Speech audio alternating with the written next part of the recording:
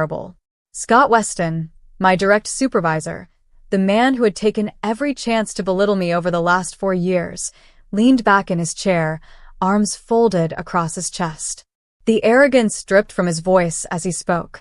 "Olivia," he said, dragging out my name like it exhausted him to say it, "do you really think you're management material?" I sat across from him, hands resting lightly on my lap, calm as ever. But inside, I was memorizing this moment. The moment before everything changed. He didn't wait for me to answer. He never did. "You work hard, sure, I'll give you that. But leadership isn't about working hard. It's about vision, confidence." His fingers drummed against the desk, his ring clicking against the polished wood. "And no offense, but you just don't have it." He shrugged. "Some people are meant to lead, and some people are meant to support. That's just how the world works." A silence settled between us, thick and suffocating. I saw the way his lips curled in satisfaction, as if he was doing me a favor by telling me to stay in my place. And that's when I smiled. Not a forced, polite smile. Not a submissive, defeated smile. A real one. Because while he sat there, bloated with confidence, I was already signing the final paperwork that would make me his new boss. He just didn't know it yet. So I gave him exactly what he wanted. A nod, a smile, and a quiet, "Of course, Mr. Weston. I understand completely." I stood, smoothed my skirt, and turned toward the door. And as I walked away, I thought to myself, enjoy your last days of power, Scott. Because soon, you'll be on your knees.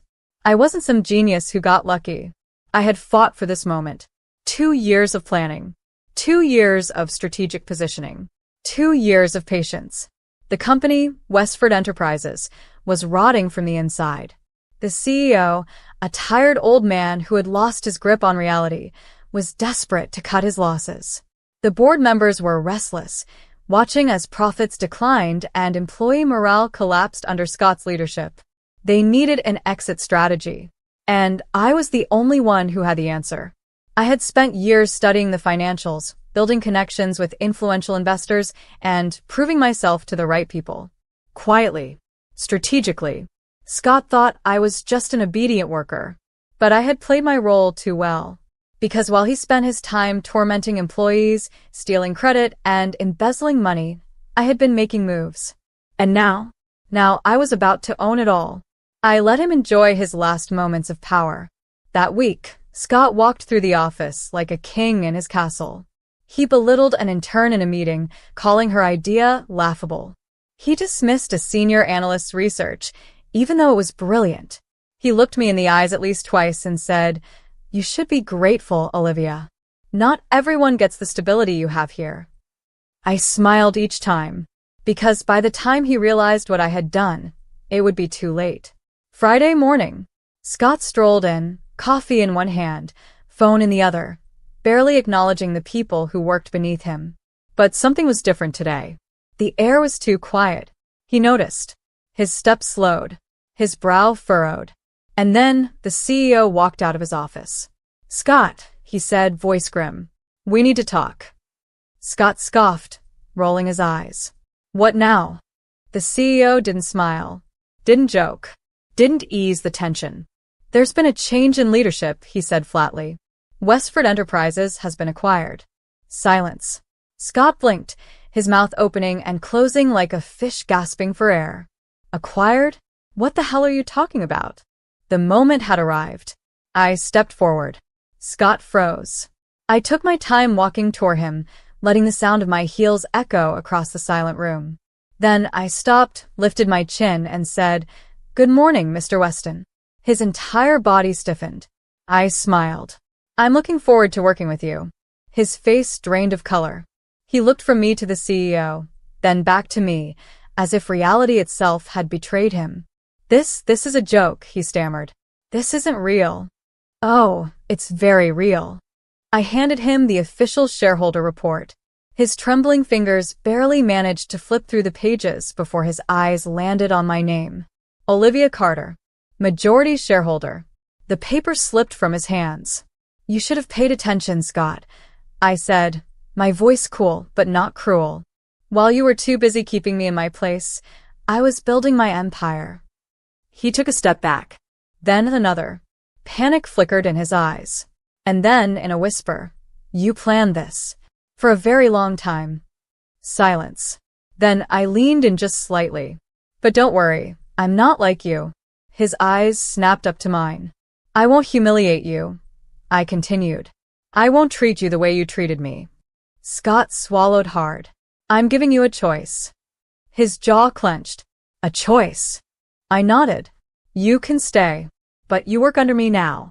And if you ever treat another employee the way you treated me, you're out."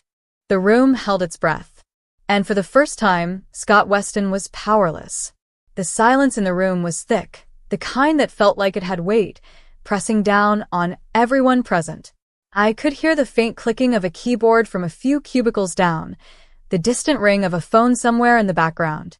But inside this conference room, nothing moved. Scott stood there, his breathing shallow, his hands gripping the chair in front of him as though he needed to physically steady himself. His usual smirk, the one he wore like armor, was completely gone. "You can't be serious," he muttered, voice raw. His gaze flickered to the CEO, searching for some kind of lifeline, but the older man merely sighed, adjusting his tie.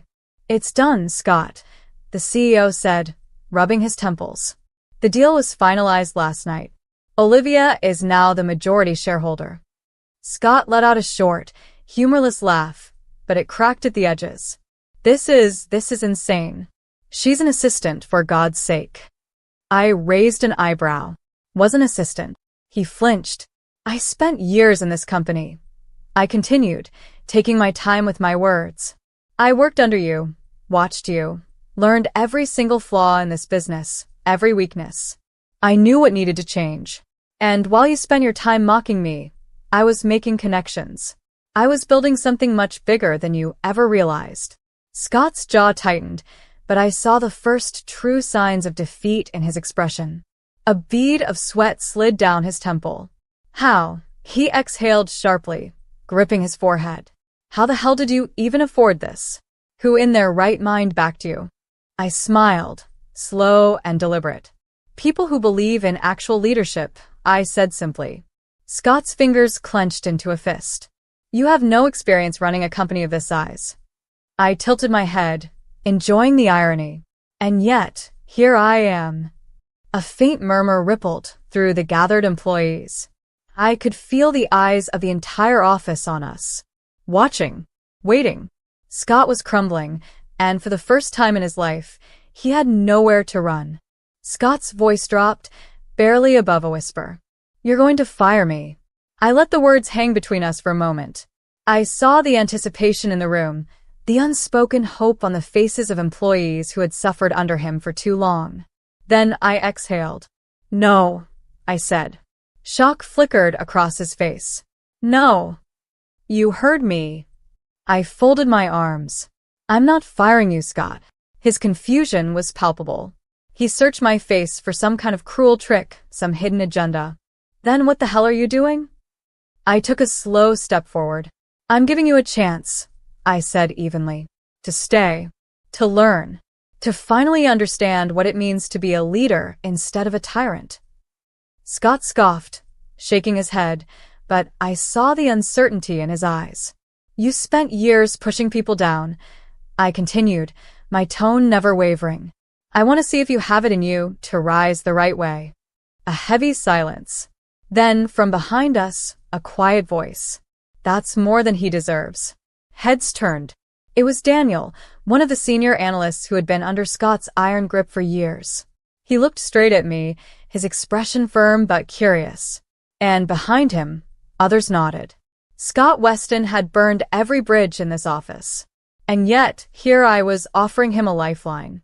His Adam's apple bobbed as he swallowed. "And if I refuse?" I gave him a smile. "Then you walk out that door, and I replace you by Monday." I held out my hand. "So, what's it going to be?" For the first time in his life, Scott Weston wasn't in control. Scott didn't answer me right away. In fact, he didn't speak at all. His shoulders stiffened, his breathing uneven. He looked at the room, really looked. And for once, I think he saw it. The damage, the burned bridges, the resentment in people's eyes. He had spent years ruling with an iron fist. Now, he was nothing more than a disgraced man clinging to whatever scraps of power he had left. Finally, after what felt like an eternity, he exhaled sharply and nodded. Fine. A ripple of shock went through the room. I tilted my head. Fine. I'll stay, he muttered, his voice low, gritted. I'll learn. A pause. Then, a smirk tugged at my lips. Good, I said softly, because you have a lot of unlearning to do. The following weeks were interesting. Scott struggled under my leadership. It was painful for him to take orders from me, the woman he had spent years humiliating. But I made it clear from day one, there would be no more fear, no more intimidation. I restructured teams. I promoted the people Scott had ignored. I implemented policies that gave employees the respect they deserved. And Scott had to watch his kingdom transform. He resisted at first. His old habits were hard to break. But every time he slipped up, I reminded him, this wasn't his company anymore. It was mine. And slowly, grudgingly, he started to change. I saw it in the way he listened to meetings instead of talking over people. I saw it in the way he actually apologized to an intern he once humiliated. I saw it in the way he finally understood what it meant to be part of a team. It didn't erase his past, but it was a start. Months later, we stood together in the boardroom, reviewing projections for the company's new direction. Scott was different now. Humbled. He no longer walked like a king. Instead, he walked like a man who had something to prove. And then came the real test. A promotion needed to be made. He looked at me. I looked at him. And then, to my shock, he recommended a woman. A woman he had once overlooked. A woman who had earned it. For the first time, Scott Weston understood something he never had before. Power wasn't about keeping people beneath you. It was about lifting the right people up. And as I sat back in my chair, watching him take a step in the right direction, I realized I had won, not just over Scott, but over the system he represented. And in the end, that was the greatest revenge of all. Scott's change wasn't overnight. People don't change in an instant. It was messy. It was slow. Some days I saw glimpses of progress. He listened instead of dismissed. He considered instead of ridiculed. Other days, he slipped back into old habits, his voice sharp, his words biting. But every time he did, I made it clear. This isn't how we do things anymore, Scott. And then one day, a real test arrived. A major investor was coming in for a review of the new leadership structure. It was the perfect opportunity to prove that we had turned things around. But there was a problem. Scott, the man who had once ruled this office with arrogance and intimidation, had to stand before this investor and present a project that he had no control over. It was my strategy, my team's execution. His name wasn't on any of it. Would he accept it? Or would his old ego come roaring back? The meeting room was dead silent as Scott took the floor. The investor, Mr. Holloway, was an older man with a calculating stare. He leaned back in his chair, fingers steepled. So, Mr. Weston, he said, walk me through this new leadership model. I understand things have changed. Scott hesitated, the first real moment of uncertainty I had ever seen from him. He looked at me. I met his gaze evenly. This was the moment. If he tried to seize credit, to take back control, it would prove he hadn't learned a damn thing. The old Scott Weston would have done just that. But after a long pause, he exhaled. I won't lie, Scott said, his voice rough, but steady. Change has been difficult for me.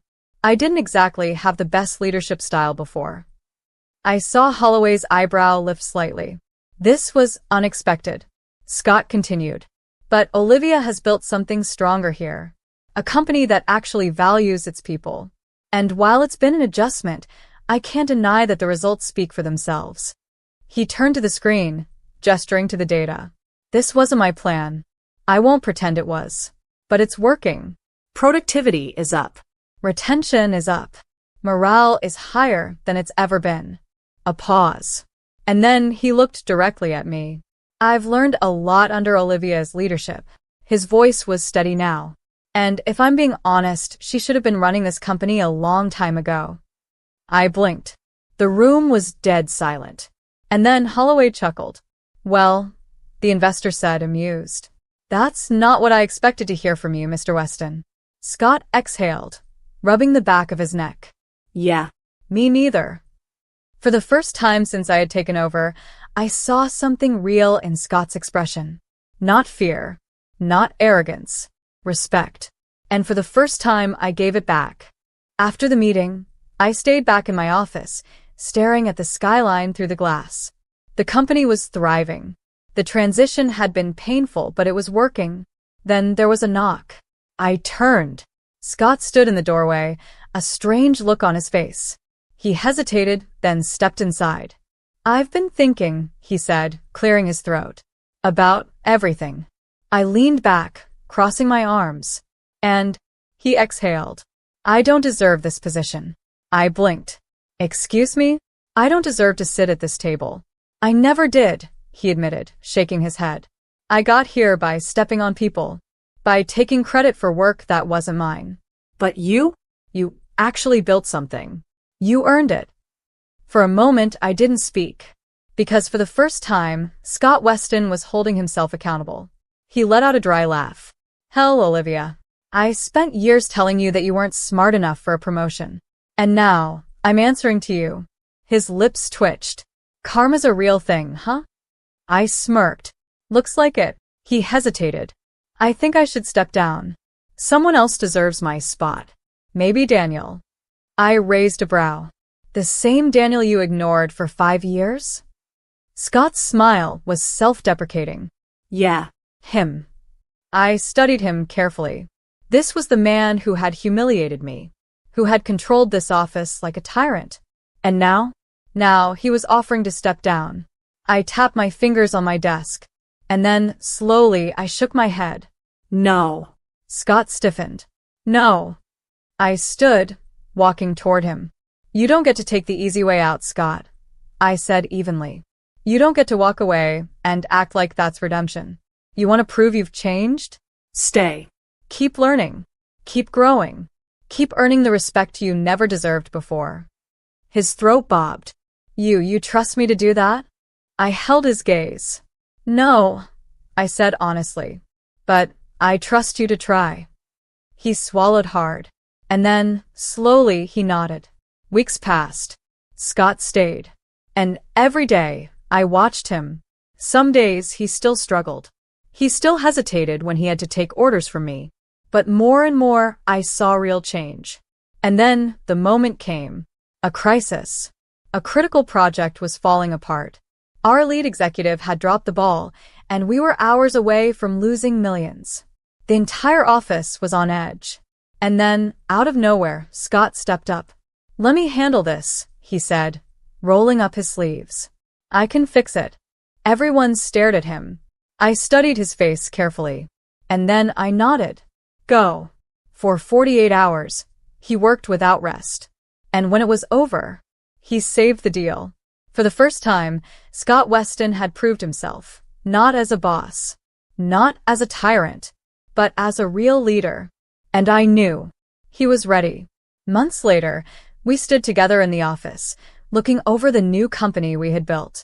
I gotta admit, Scott said, crossing his arms. You were right. I smirked. I usually am. He chuckled, shaking his head. So what now, boss? He asked. I turned to him, and then I held out my hand. Now, I said, we build something even better. Scott stared at my hand, and then, for the first time, he shook it. Not as my boss. Not as my